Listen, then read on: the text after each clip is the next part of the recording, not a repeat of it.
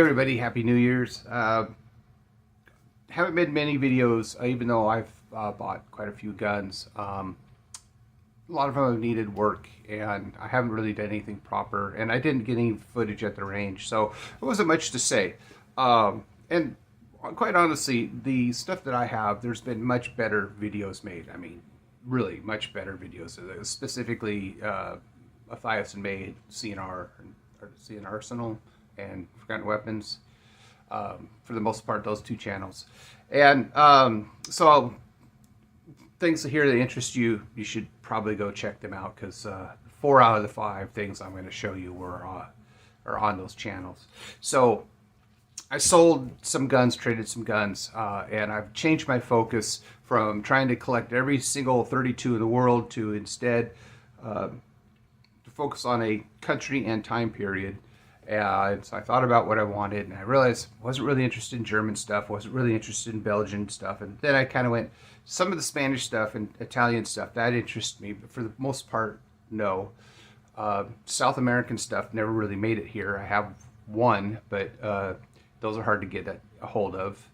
Not impossible, but in my state, things are interesting. So instead, I went with early American 32s. There was a lot of history there, a lot of politics, patents, company pride, and the lasting effects of John Moses Browning. So, to make it brief, this is my roundup of my Americans. There's a few others out there that are either variations of these or just not anything I care to really have in my collection. So let's start with, in no particular order, Remington 51 32. These are fantastic little guns, very accurate, a lot of fun to shoot. Bit of a nightmare to fully disassemble and put back together. If you can avoid it, do that. But other than that, these things are great, especially for one-handed shooting, because the sights are useless, but it has such a natural point and shoot to them that you really don't need the sights. Let's see here. Savage, competitor, of course, to the Colt. And it is a fantastic gun. It introduced double-stack magazines, holds 10 rounds, and it is, again, a fantastic gun. I highly recommend somebody collecting 32s to get into a Savage. They're affordable, they're plentiful, and magazines are a little rough to find. Especially the triple K ones are notoriously bad, but at least it's a starting point. So, plenty of those around. Now, getting to some rarer stuff. This is an H&R 32 auto. It is a derivative of a Webley 32 automatic, where H&R decided to go with the striker fired. I believe they added a grip safety. I just recently picked this up and got it home today, and it is in gorgeous shape, and it just looks almost as new as can be. And for something being over 100 years old and never having been refinished, it's just wow. Not many of these are made either. I believe I think 24,000. I could be wrong. Don't hold me to that. But it's common enough you can find them, and I'll do a range report. You think it would be horribly uncomfortable to behold, because look at it, you know, but no, it's actually fantastic in the hand. It really is. The sights look like they're useless, but again, for the time, they're very common.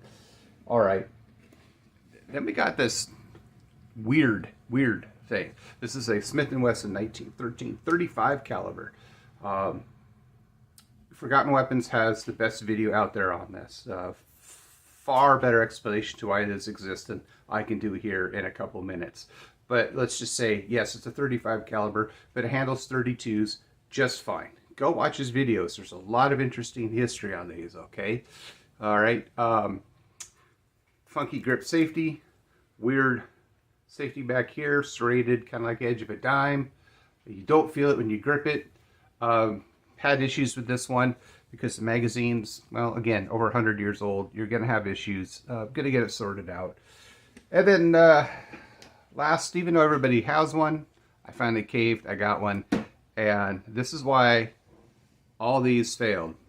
Hands down, 1903, Colt 32, pocket hammerless, and it is a fantastic gun, head to toe.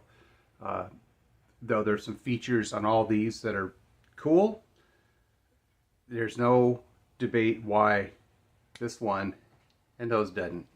This is a gun that stayed in production.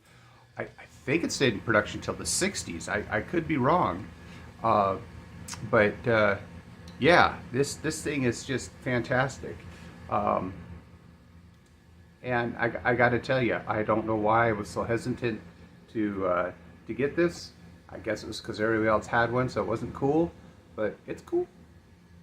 All right. So that's going on to 32s. There's a couple others that I might get. Savage had a few later models that are essentially the same gun, but a little ergonomics redesign. The Smith & Wesson did come out with a second version in 32 that is more of a traditional pistol, but only, I think, under 1,000 of those were made. I recently saw one up for sale that I could have afforded, but it was in just ass condition, so I passed on it. The only other thing I've gotten is a Webley Mark IV, which is pretty fucking awesome. Oh, pardon my language. So, anyways, yeah, I hope you enjoyed this. Again, I hate referring you to other videos, but far more interesting history that they could present than I could. I'm going to be doing a review of these at the range with Tinker Talks Guns. He's running some issues here on YouTube, so he's directing people over to his player account, and I will post links when those are available. So stay tuned, and hopefully we'll have something up and published by the end of the year. Bye.